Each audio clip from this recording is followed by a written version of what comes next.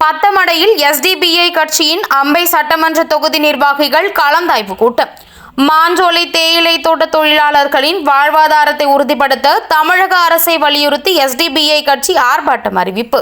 நெல்லை மாவட்டம் பத்தமடையில் எஸ்டிபிஐ கட்சியின் அம்பை சட்டமன்ற தொகுதி கலந்தாய்வு கூட்டம் பொறுப்புக்குழு தலைவர் ரஃபீக் தலைமையில் மாலை 5 மணிக்கு பத்தமடையில் நடைபெற்றது. பத்தமடை நகர தலைவர் ஷெரீப் வரவேற்று பேசினார்.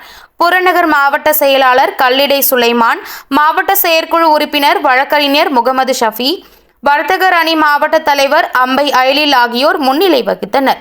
சிறப்பு அழைப்பாளராக மாவட்ட தலைவர் எம்.கே. பீர்மஸ்தான், மாவட்ட பொதுச் செயலாளர் கலந்தை மீராசா, மாவட்ட அமைப்பு பொதுச் செயலாளர் எம்.எஸ். சிராஜ் ஆகியோர்கள் கலந்து கொண்டு பேசினார்கள்.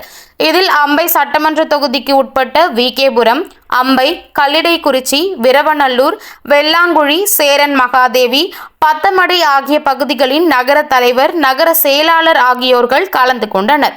இதில் கீழ்கண்ட தீர்மானங்கள் நிறைவேற்றப்பட்டது.